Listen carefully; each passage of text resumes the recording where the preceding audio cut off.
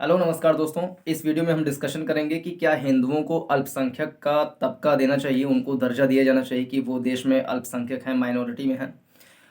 तो इसके पक्ष और विपक्ष में दोनों तर्क हो सकते हैं। हम दोनों तर्कों पे थोड़ा थोड़ा डिस्कशन करने का प्रयास करेंगे, फिर आप बता सकते हैं कि क्या हिंदुओं को माइनॉरिटीज़ का दर्जा दिया जाना चाहिए कि नहीं।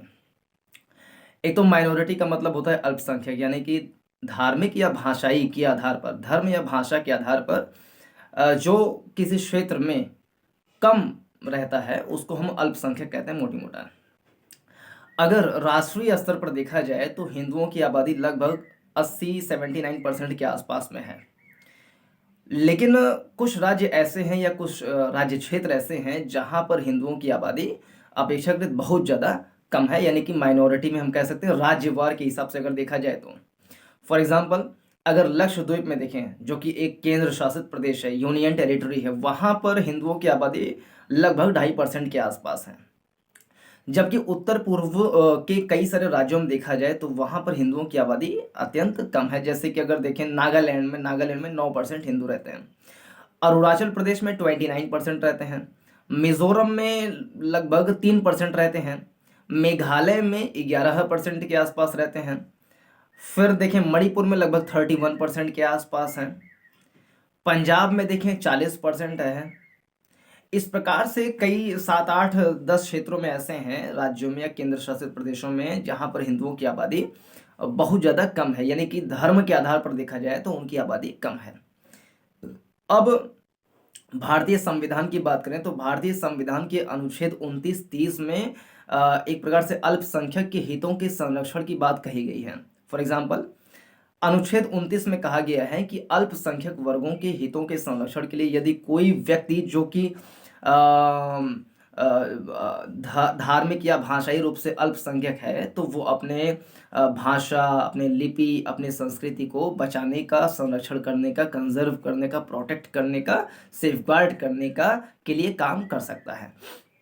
अनुच्छेद 29 के दूसरे क्लॉज में कहा गया है कि जो राज्य है, यानी जो सरकार है, सरकार के द्वारा यदि वित्त पोषण किया जाता है, फाइनेंसिंग की जाती है, तो राज्य द्वारा पोषित या राज्य के द्वारा सहायता प्राप्त किसी शिक्षण संस्थान में किसी भी बच्चे के साथ, किसी भी व्यक्ति के साथ केवल भाषा, धर्म इत्यादि के आधार पर उस शिक्षण संस्थान में प्रवेश करने से वर्जित नहीं किया जाएगा। इस प्रकार की बात अनुच्छेद 29 के दूसरे क्लॉज में कहा गया है। फिर अनुच्छेद 30 में आकर देखें तो उसमें कहा गया है कि धर्म या भाषा के आधार पर किसी भी अल्पसंख्यक समुदाय को अपने शिक्षण संस्थान को खोलने या अपने शिक्षण संस्थान को प्रशासित करने या दोनों का अधिकार होगा।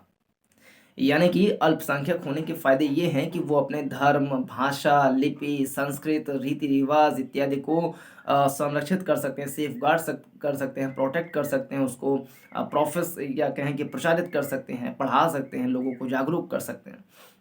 देखिए, अल्पसंख्यक होने से कभी कभी ऐसा होता है कि उनके जो नागरिक अधिकार है, जो सिविल राइट्स हैं, मतलब जो एकदम मूल अधिकार होते हैं, उनका उल्लंघन हो जाता है, वायलेशन हो जाता है। ऐसे में उनको राज्य के द्वारा विशेष प्रावधान करके यदि संरक्षित नहीं किया जाएगा तो बहुसंख्यक आबादी उनके ऊपर हावी हो सकती है। ऐसे देश दुनिया में कई सारे एग्जाम्पल मिलते हैं जहां पर कोई अल्पसंख्यक होने के कारण उसको काफ़ी नुकसान झेलना पड़ता है। फॉर एग्जाम्पल, पाकिस्तान में देखें तो 2019 में वहाँ के इस्लामाबाद में, पाकिस्तान की राजधानी इस्लामाबाद में करीब 3,000 हिंदू रहते हैं। उन्होंने कहा कि हम कृष्ण भगवान की मंदिर बनवाना चाहते हैं, लेकिन वहाँ के जो स्थानीय लोग थे और कुछ हद तक वहाँ के पॉलिटिकल जो लोग थे, वो इस बात का काफ़ी ज़्यादा विरोध किए कि नहीं, यहाँ पर कृष्ण का मंदिर नहीं बनना चाहिए, ये वो करके, और तोड़ने की, फिर उनको प्रताड़ित करने की धमकी भी देना शुरू की है।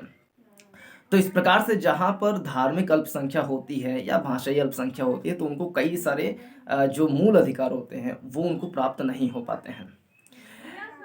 इसीलिए इस बात की आवश्यकता होती है कि उनको प्रोटेक्ट करने के लिए, उनको बचाने के लिए राज्य के द्वारा कुछ विशेष प्रावधान किए जाएं। ऐसे में जहाँ जहाँ, जैसे लक्षद्वीप है, मिजोरम है, नागालैंड है, मणिपुर है, पंजाब है, अरुणाचल प्रदेश है, मेघालय है, यहाँ पर यदि उनके लिए विशेष प्रावधान करके उनको अल्पसंख्यक के रूप में नहीं किया जाएगा तो जाहिर सी बात है उनके जो मूल अधिकार हैं, उनके जो भाषा है, लिपि है, संस्कृति है, वो कहीं ना कहीं धूमिल होगी, कमज़ोर होगी, और इससे राष्ट्र कमज़ोर होगा। तो राष्ट्र को यूनाइट करने के लिए, मजबूत करने के लिए यह आवश्यक है कि हर अल्पसंख्यक को, चाहे हिंदू हो, मुसलमान हो, सिख हो, यहूदी हो, पारसी हो, जैन हो, बौद्ध हो, कोई भी हो, सिख हो, सबको प्रॉपर राइट्स मिलने चाहिए, राज्य के द्वारा संरक्षण मिलना चाहिए और वहाँ के निवासियों के द्वारा भी उनको प्रोटेक्ट करना चाहिए। उनके सिविल राइट्स को छीनना नहीं चाहिए, वायलेट नहीं करना चाहिए। अगर देखें राष्ट्रीय अल्पसंख्यक आयोग अधिनियम की धारा 2C के अनुसार केंद्र सरकार किसी भी धार्मिक या भाषाई व्यक्ति को अल्पसंख्यक के रूप में नियुक्त कर सकते हैं। लेकिन केंद्र सरकार ने ये कहा है कि राज्य सरकारों के पास भी ये अधिकार है कि वो अपने राज्य में यदि कोई धार्मिक या भाषाई रूप से अल्पसंख्यक है तो वो उसको अल्पसंख्यक का तबका या दर्जा दे सकते हैं, उसको क्लासिफाई कर सकते हैं as a minorities in that particular state if they are in less number on the basis of religion और लैंग्वेज। क्योंकि भारतीय संविधान की 7वीं अनुसूची के समवर्ती सूची के प्रविष्ट 20 में सामाजिक रूप से प्रावधान करने का बात कहा गया है। तो समवर्ती सूची में ऐसे विषय होते हैं जो कि केंद्र सरकार और राज्य सरकार दोनों उस विषय पर कानून बना सकते हैं, लेकिन केंद्र सरकार यदि सेम विषय पर कानून बनाती है और राज्य सरकार भी सेम विषय पर कानून बनाती है तो केंद्र सरकार के कानून को वैधता प्राप्त होगी। यदि उसमें कोई कॉन्ट्रोडिक्शन होता है तो ऐसे में यदि कॉन्ट्रोडिक्शन नहीं है, केंद्र सरकार कह रही है कि आप प्रविष्टि 20 का यूज करते हुए कोई भी राज्य अपने यहाँ के अल्पसंख्यक समुदाय को अल्पसंख्यक के रूप में नामित कर सकती है, तो इसमें प्रॉब्लम की बात नहीं होनी चाहिए। एग्जाम्पल के रूप में अगर देखा जाए तो महाराष्ट्र में यहूदी धर्म अल्पसंख्यक में थी तो वहाँ की सरकार ने उनको अल्पसंख्यक का तबका दिया। इसी प्रकार से कर्नाटक में भाषा के आधार पर देखें तो तुलु भाषाई जो लोग हैं या कुछ 3-4 और भाषी लोग हैं, वो जैसे तेलुगु भाषी, तमिल भाषी, तो ये कर्नाटक में अल्पसंख्यक में है तो उनको वहां पर अल्पसंख्यक का तबका या दर्जा दिया गया है। तो इसी प्रकार से राज्य अपनी तरफ से ये कर सकते हैं कि जो उनके यहाँ पर धर्म या भाषा के आधार पर अल्पसंख्यक, उनको अल्पसंख्यक के रूप में नामित कर सकते हैं। ऐसा केंद्र सरकार का पक्ष है, यानी कि सुप्रीम कोर्ट में जाकर के ये कहना कि हमें अल्पसंख्यक का अधिकार नहीं मिल रहा है, क्योंकि जो राष्ट्रीय अल्पसंख्यक आयोग अधिनियम 1992 शायद है, उसके धारा 2C के अनुसार केंद्र सरकार को यह अधिकार प्रदान है कि वो अल्पसंख्यक के रूप में किसी को नामित कर सकती है। तो ऐसी बात नहीं है, वो समवर्ती सूची के प्रविष्टि 20 का यूज करते हुए भी अपने राज्य में किसी धार्मिक या भाषाई कम वाले व्यक्ति या समूह को अल्पसंख्यक के रूप में नामित कर सकते हैं।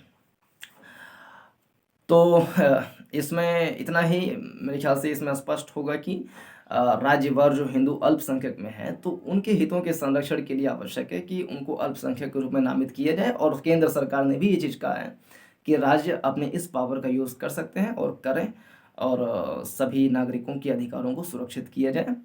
और जिस प्रकार से महाराष्ट्र सरकार ने यहूदी के अधिकारों को सुरक्षित करने के लिए काम किया, या तुलु भाषी, तमिल भाषी, तेलुगु भाषी के अधिकारों के संरक्षण के लिए उनको अल्पसंख्यक के रूप में नामित किया, उसी प्रकार से सभी राज्य इस प्रकार से करें और वहाँ की जनता, वहाँ की सरकार चाहे अल्पसंख्यक हों, उनके साथ भी सौहार्दपूर्ण व्यवहार करते हुए राष्ट्र को सतत मजबूत करने का प्रयत्न करें। तो इस वीडियो में इतना ही। पूरा देखने के लिए धन्यवाद। आप इस पर अपनी राय दे सकते हैं। नमस्कार, जय हिंद।